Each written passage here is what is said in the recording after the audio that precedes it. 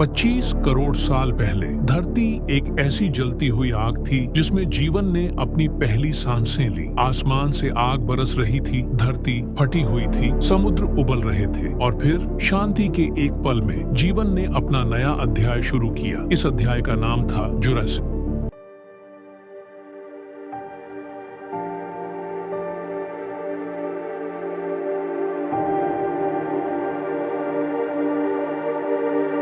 Triassic mess extinction के बाद धरती पर सिर्फ 10% जीव बचे थे, लेकिन प्रकृति ने कभी हार नहीं मानी। पैंगेया धीरे धीरे टूट रही थी, महाद्वीप अलग हो रहे थे, नदियां फैल रही थीं, बादल आसमान में भर रहे थे और धरती एक नए युग की तैयारी कर रही थी। जुरासिक का आसमान हमारे आसमान से बिल्कुल अलग था, गहरा नीला, धुएं से भरा और लाल बिजली से जगमगाता हुआ। जंगल हर साल 10 से 20 किलोमीटर तक फैल रहे थे। इस धरती पर कुछ बहुत बड़ा होने वाला था।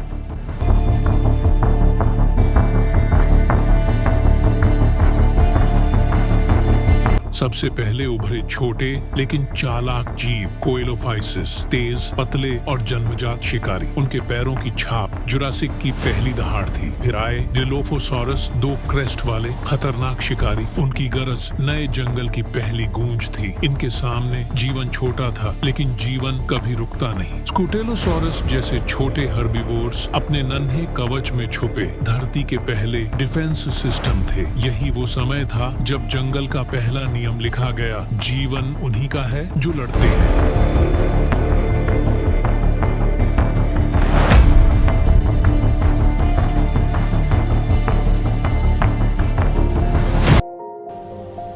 सौ फीट ऊंचे पेड़ आम बात थे। गीली मिट्टी की खुशबू, हवा में प्रीहिस्टोरिक पॉलन और हर कोने में जीवन की एक नई कहानी। इसी दौर में जन्मे पहले सच्चे मैमल्स, छोटे निशाचर और बड़े शिकारियों से बचने में माहिर। दिन में पेड़ों के तनों में सोना, रात में बीज और कीड़ों की खोज में निकलना। हर रात उनके लिए एक परीक्षा थी। जंगल में जीवन और मृत्यु एक बेहद पतली रेखा थी।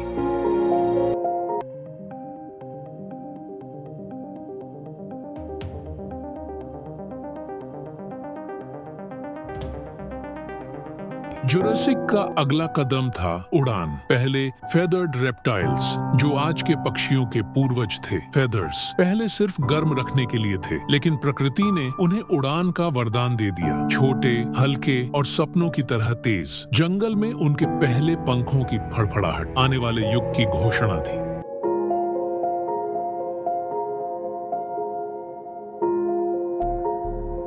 धरती का सबसे बड़ा आश्चर्य जन्मा, सौरोपड्स। धरती के सबसे विशाल जीव डिप्लोडॉक्स, जिसकी 50 फुट लंबी पूंछ हवा को चीरती थी। एपाटोसॉरस, जिसके कदम भूकंप जैसी गूंज पैदा करते थे। इनके झुंडों की धड़कन धरती के संगीत जैसी लगती थी। ये शांत दिग्गज थे, पर अपने बच्चों के लिए हर दिन एक जंग लड़ते थे।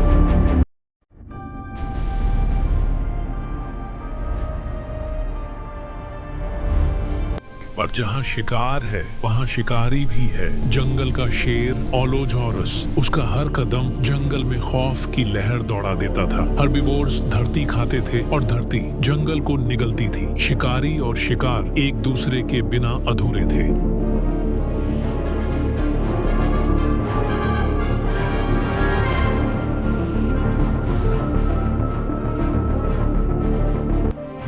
इसी जंगल में एक नई कहानी लिखी जा रही थी, ताकत और सुरक्षा की कहानी। लंबाई नहीं, भारी शरीर नहीं, लेकिन फिर भी रक्षा का एक अनोखा रूप, स्टेगोसॉरस। उनकी पीठ पर खड़ी बड़ी चमकदार प्लेट्स सिर्फ सुंदरता नहीं थी, एक चेतावनी थी। और उनकी पूंछ पर लगे 4 बड़े कांटे जंगल में मृत्युदंड के नाम से मशहूर थे। स्टेगोसॉरस का एक बार ओनलोजोरस जैसे राजा को भी जमीन पर गिरा सकता था।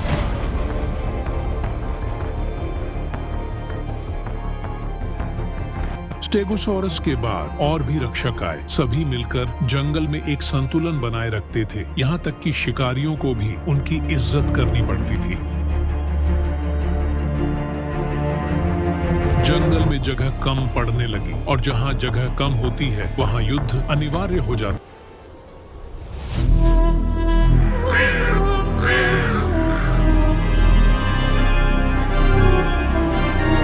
ब्राचियोसॉरस अपने बच्चों को बीच में लेकर घेरा बनाते और एलोसॉरस 3 तरफ से हमला करते। हर किक, हर काट, हर चीख जंगल में गूंज उठती और आखिर में जीत किसकी होती? ताकत की नहीं, सहनशीलता की।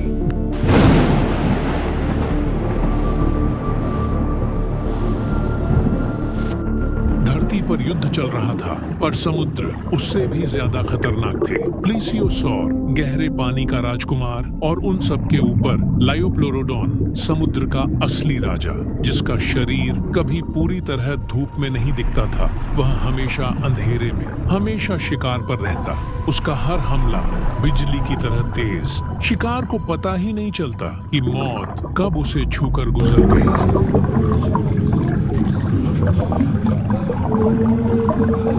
समुद्र की लड़ाई और भी तीव्र हो रही थी। इच्थियोसॉर्स के झुंड प्लीसियोसॉर के बच्चों को बचाने की कोशिश करते, गहरे पानी में विशाल थलाजल में छुप जाते। समुद्र डर से भरा था, लेकिन इसी अंधेरे से पहले पक्षियों के पूर्वज पंख फड़फड़ाते हुए आसमान की ओर उठते, क्योंकि जीवन हमेशा अपना रास्ता ढूंढ लेता है।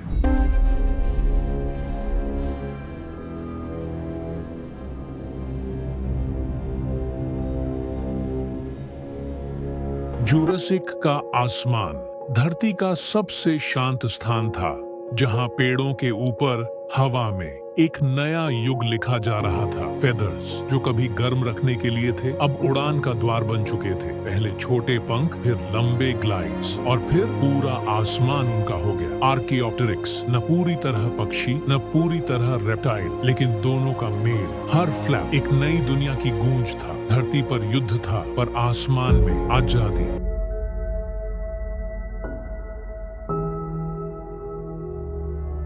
जुरासिक के मध्य में धरती फिर बदलने लगी। जंगल और घने, पहाड़ और ऊंचे, नदियां अपना रास्ता बदलने लगी। सालों तक बारिश, फिर अचानक कई सालों तक सूखा। ये क्लाइमेट स्विंग्स हर जीव की परीक्षा थे। सौरोपॉड्स नए जंगल ढूंढने पड़ते। एलोसॉरस और टोर्वोसॉरस नए शिकारों के पीछे नई जगहों पर जाते। जीवन को हर दिन बदलाव से लड़ना था।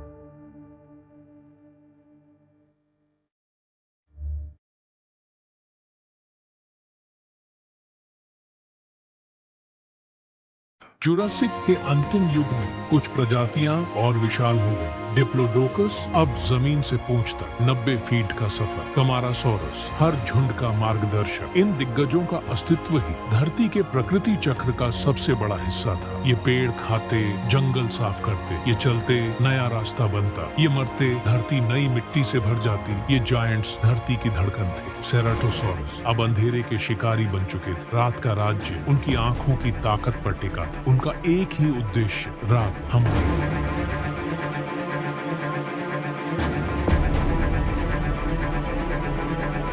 पर धरती के भीतर कुछ और चल रहा था। ज्वालामुखी फिर जागने लगे। आसमान का रंग बदलने लगा। हवा में सल्फर की गंध, पानी में एसिडिटी बढ़ने लगी। धरती एक और बड़े बदलाव के दरवाजे पर थी। बारिश कम होने लगी, सूखा बढ़ने लगा, समुद्र की धाराएं टूटने लगी, और यह सब जुरासिक के जीवन पर प्रलय बनकर टूट पड़ा। पहले समुद्री जीव गिरे, फिर छोटे रेप्टाइल्स, और धीरे धीरे कुछ बड़े दिग्गज भी।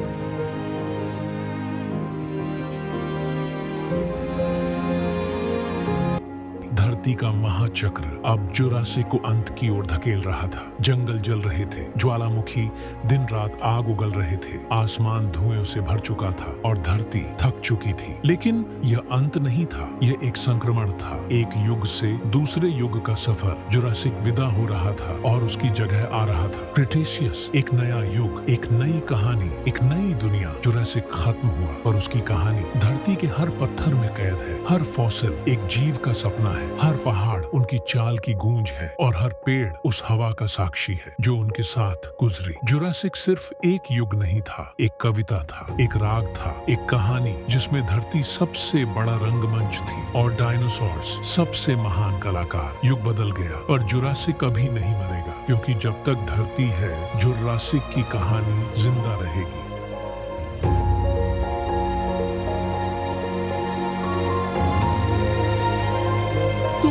दोस्तों, कैसी लगी हमारी ये डॉक्यूमेंट्री? कमेंट में बताएं और ऐसे ही और रोमांचक वीडियो के लिए हमारे चैनल को सब्सक्राइब करना न भूलें। धन्यवाद।